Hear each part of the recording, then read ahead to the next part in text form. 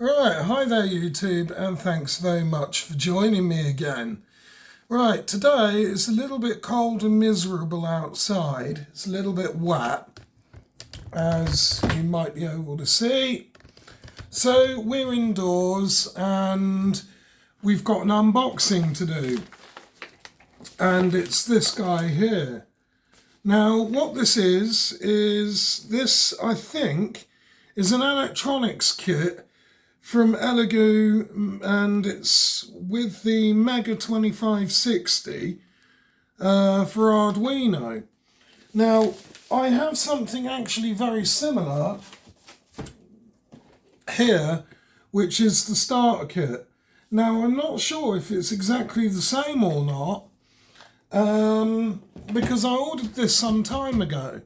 But anywho, what we're going to do is we're going to unbox this today, and we're going to take a look at what the contents is fresh out the box. Now, as I said, can't remember if it's exactly the same as this one. I'm hoping it is, because there's a couple of components in here which I want for a project up and coming to do with that robot car I have. Because this I have to troubleshoot. But anyhow, that's the intro. So we're going to pretty much now roll the intro music, and then we're going to get to unboxing. And that's coming up on today's show. Be strong.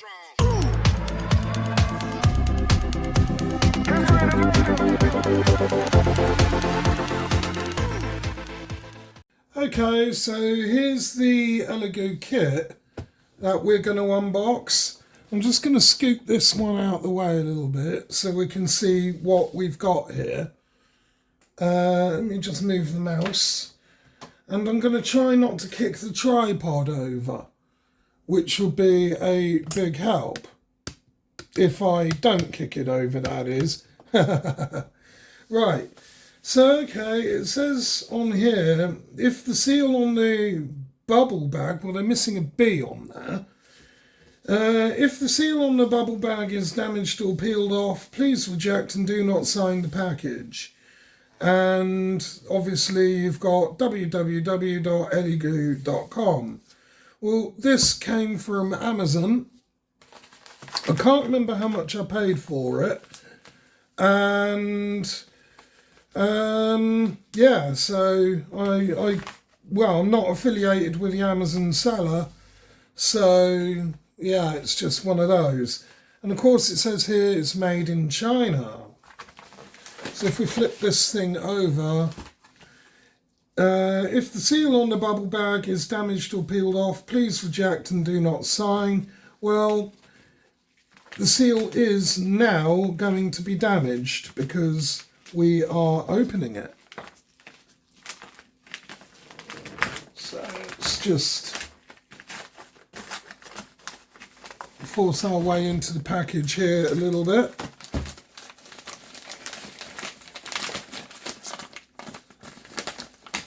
There we go. And let's see what we got.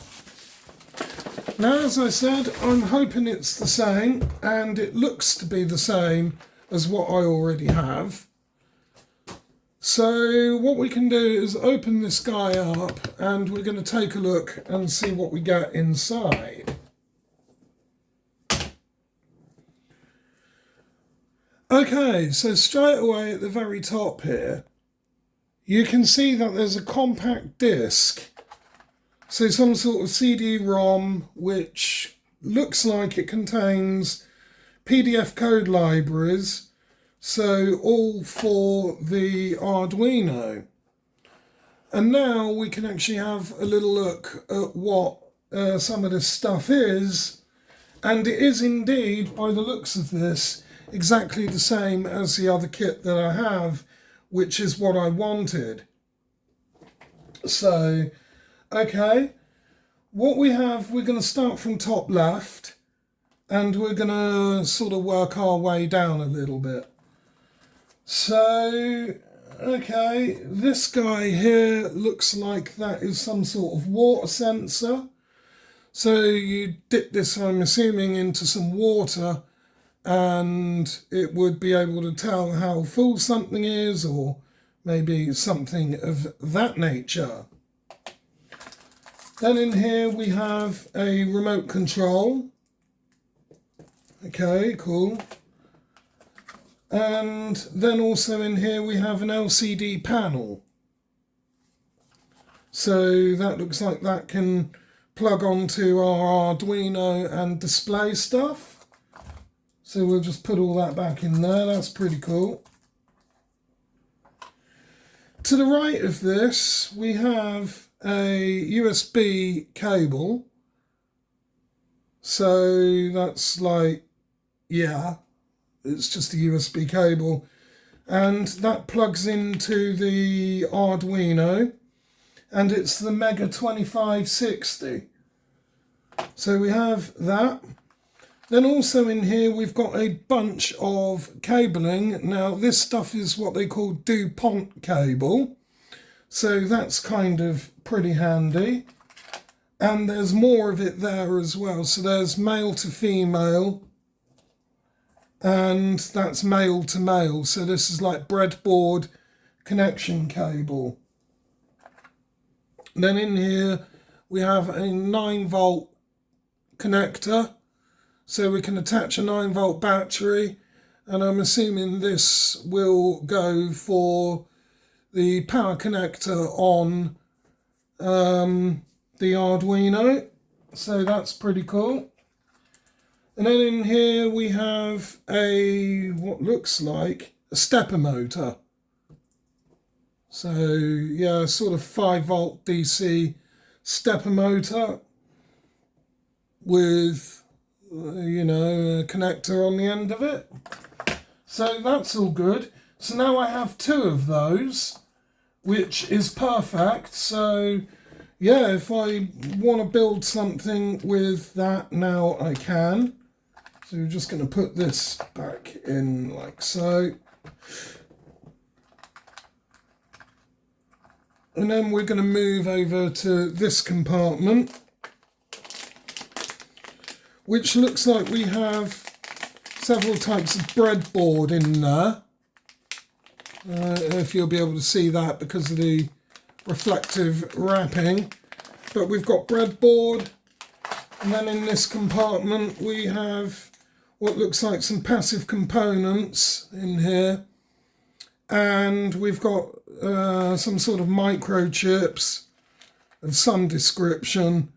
I'm not going to open this up because I don't want to drop the parts everywhere at this stage. There's some silica gel in there as well. And it looks like we have some LEDs. So fairly good stuff there. Let's just set that back in. Turn it up that way, possibly. Don't want to bend those pins though. Okay, this compartment now, over on the left hand side, what we have is a micro servo. Okay, so I'm assuming that runs on 5-volt, so it's just a general little servo. I've now got 2 of those. In a cell on its own is actually another kind of cell. Well, it's a heavy-duty battery, so, or a 9-volt cell. You know the ones, the sort of terminals here. Negative that side, the bigger one, and positive the little. Now, this is actually what I wanted, mainly in the kit. The next cell over is actually a shift controller, so multiple directions there. So it's like a button as well where you can push it and it clicks, but you can also use it as a stick shift. Now I'm going to try and do something with that robot car using 2 of these, so you might be able to make some sort of joystick affair with that. Then we've got what looks like here some sort of sensors or another, and pins are slightly bent on that one. Not to worry, now they're straightened. So not sure what that is. I could Google that, I suppose, because there's a number in there. So I suppose we could Google that, find out exactly what that is. Next cell over, what's this? Okay, it's a piece of board with some sort of microchip on it and some LEDs there. So I'm assuming this is programmable and we can end up with an LED light pattern. That's kind of pretty cool. And then there's some sort of interface board there with some pins sticking up on it. I don't know if you'll be able to see that very well, but there we are. I don't think there's any LEDs on that, is there? No, can't see any. So that is some sort of, some sort of board there. Okay, and we can move over to the next cell down here. Again, there's some sort of sensor on this with what looks like, what is that? It's another component there, but with a little screw on it. So I'm assuming you can turn that for different settings. I'm not sure what that is. Again, I suppose I could look on the parts list. I never thought of that actually. But there's a parts list here, so I could look at that. It's some sort of sensor module. Sound. That's it. So I could just look on the inlay card there. It's a sound sensor module. And then underneath that, there is another sort of board there with a small battery on it. I don't know if you'll be able to see that. So small round button cell battery. And that came out of there, I think. So that can go back in. Next cell, we have another motor. It's not a stepper motor, that one. It's just a regular kind of brushed sort of motor affair there. Then we have, in the next cell over,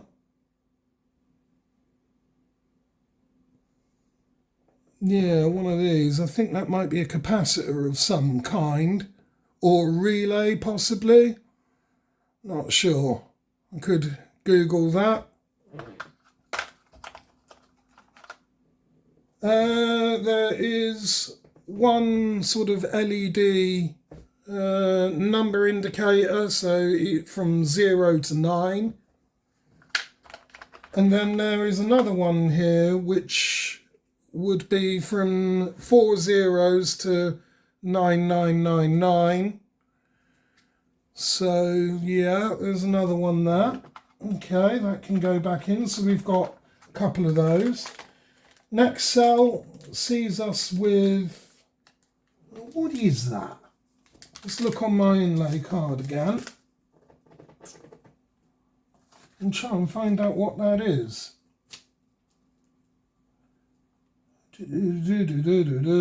What is that? Can't see it on the inlay card. All right, it's a PIR motion sensor. So it's like an infrared motion sensor. That's pretty cool. So I've got a couple of them now. So I could do something even for the house, possibly. That looks like some sort of potentiometer there. So you just twist that handle on it, and then you can adjust sort of the resistance value of that component. So that's pretty cool. Let's just pop all this back in. We're almost done here, so we're sort of moving our way now down to the last few cells. So we've got another, what is that? What does that say it is? Let's have a look on the inlay card. It's a power supply module. So yeah, you got USB input, or you've got that other input there for that other cable that we saw earlier on for with a battery connector on one side. So it'll take voltage in from 6.5 through to 9 volt on that, as you can see. And then we can hook this up to, I suppose then, our Arduino. Next item is this guy. That looks like some sort of LED light panel.